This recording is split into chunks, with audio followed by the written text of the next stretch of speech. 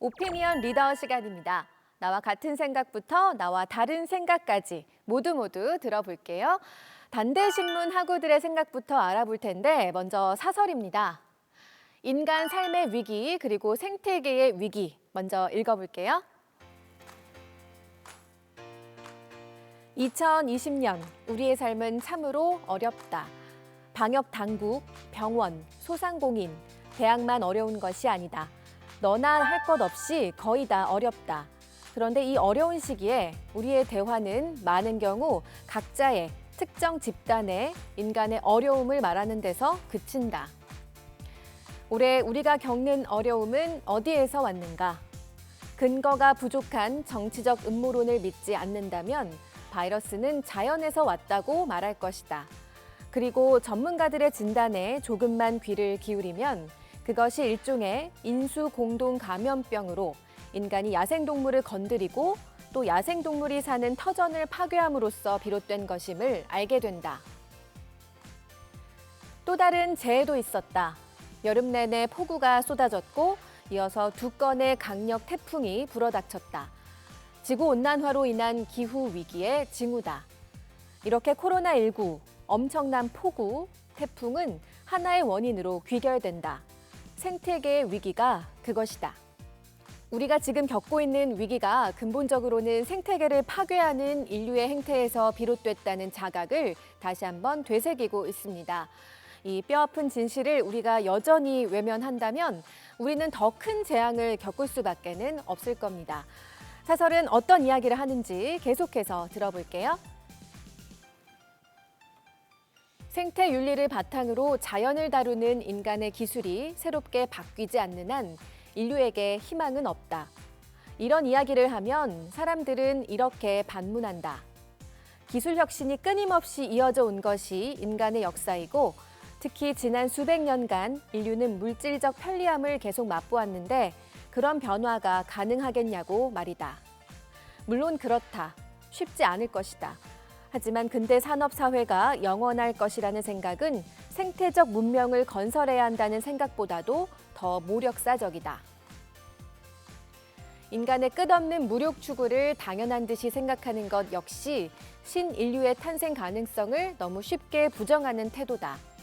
게다가 미래의 생태 문명이 산업 사회의 기술적 성과와 축적된 자본을 이어받을 것일진데 그것이 전 근대적인 향촌 사회로의 회귀를 뜻하지는 않을 것이다.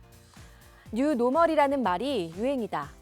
첨단 과학기술만 잘 이용하면 인류가 이 위기의 시대에도 새로운 형태의 노멀을 창출할 수 있을 듯이 말한다. 하지만 만약 그것이 바이러스의 지속적 창궐로 마스크가 영원한 필수품이 되고 비대면이 일상이 되는 것을 뜻한다면 결코 노멀이라 할 수 없을 것이다. 그것은 미증유의 비정상을 치장하는 말에 불과할 것이다. 이는 마치 해마다 기상이변이 속출하며 더욱 강력한 태풍이 불어 인간의 생존이 위협을 받는 것이 노멀일 수 없는 이치와 같다. 인류와 지구 전체의 삶의 방향에 대한 근원적인 질문을 던지고 함께 고민할 것을 제안하는 글이었습니다. 자, 이어서 칼럼 볼게요. 네, 추헌지 기자가 쓴 칼럼인데요. 전체만 보고 부분을 판단할 수 없다. 읽어보겠습니다. 나무가 아닌 숲을 보라는 말은 부분이 아닌 전체를 보라는 뜻이다. 하지만 이것은 자칫 성급한 일반화의 오류를 초래할 우려가 있다. 성급한 일반화의 오류란 일부 특수 사례와 불확실한 자료만을 갖고 바로 어떤 결론을 도출하고 판단하는 데서 발생하는 논리적 오류를 말한다. 이는 사회에서도 적용된다. 사람은 생을 살아가며 똑같이 행동하는 기계가 아니다. 인생 또한 내가 계획한 대로 흘러가지 않는다. 하지만 사람들은 종종 본인의 경험과 생각으로 누군가를 쉽게 분류하고 판단한다. 기자는 성급한 일반화의 오류를 막을 수 있는 역할을 할 수 있는 사람은 누구일까 고민했다. 그리고 기자가 그 주인공은 아닐까 생각했다. 정보화 시대 속 늘어난 많은 양의 똑같은 정보는 일반화의 오류를 더욱 앞세우는 격이다. 그러나 기자는 항상 같은 내용의 일반적인 기사가 아닌 세상의 사각지대에서 고통받는 누군가를 담은 기사를 작성해 사회와 사람들의 인식을 바꿔나가는 역할을 할 수 있다. 네, 이어서 대전대 신문 학우들의 생각들도 만나볼게요. 네, 사설인데요. 막말 정치가 민주주의를 구축한다. 함께 읽어보도록 하죠. 트럼프와 바이든의 대선 토론은 막말과 인신공격이 난무했다. 두 후보는 토론보다 비난과 과시에만 몰두했다. 대선 전국의 막말 정치는 미국 사회의 분열과 민주주의의 위기의 단면이다. 미국인도, 미국의 민주주의를 존경하는 세계인도 모두 실망했다. 미국 민주주의를 만든 신의 작품이라고 토크빌이 말했던 타운십의 본질은 참여와 토론이 아니었던가? 유엔 연설의 대부분을 중국 비난에 할애했던 트럼프 대통령에게 이런 나라가 중국을 비난할 자격이 있는가라고 일갈했던 중국 외교부의 대변인에게는 그럴듯한 명분이 하나 더 늘었다. 정치 언어가 품격을 잃은 것은 미국만의 문제가 아니다. 탄핵 정국 이후 정치인의 막말은 한국 정치의 일상이 되었다. 선거를 앞두고 쏟아지는 설화와 실언은 나은 축에 속한다.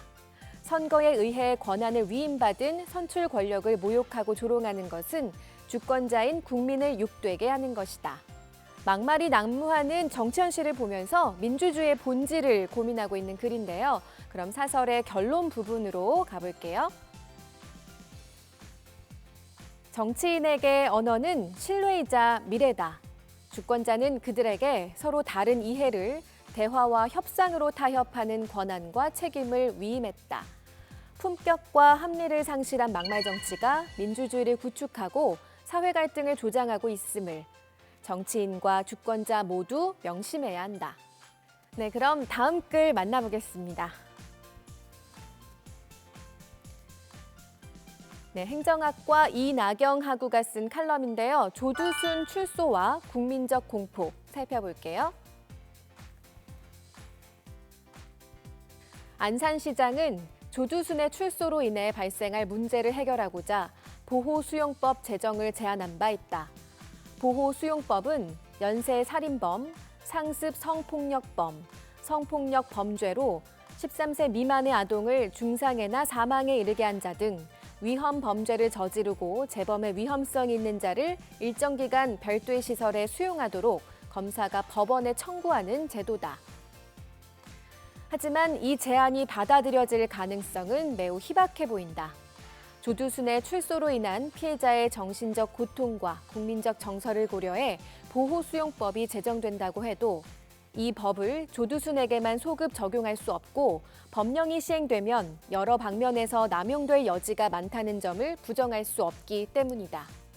우리 모두의 공분을 사고 있는 이 범죄자의 출소 이후를 어떻게 관리해야 할까요? 이나경 학우의 의견 계속해서 들어볼게요. G20 선진국 대열에 들어갔으며 세계에서 선도국의 임무를 수행하는 대한민국의 법이 사회에서 악인이라고 규명하는 이의 인권을 신경 쓰지 않고 다수의 권리만을 추구하는 옛법을 닮아가자는 것이 아니다. 법의 당위는 결국 국민에게 있고 그 악인 역시 국민인 것은 변함없기 때문이다. 악인이라 규명된 이를 처벌하고자 초가 삼간을 다 태우는 미련한 짓을 해서는 안 된다. 법이 복수를 위한 수단으로 작용해서는 안 된다.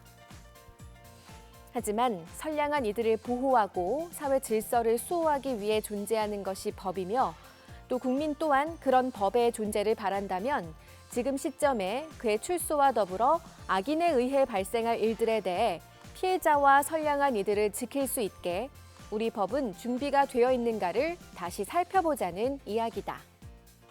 네, 여기까지 학우들의 다양한 의견 들어봤고요. 다음 코너로 옮겨가겠습니다.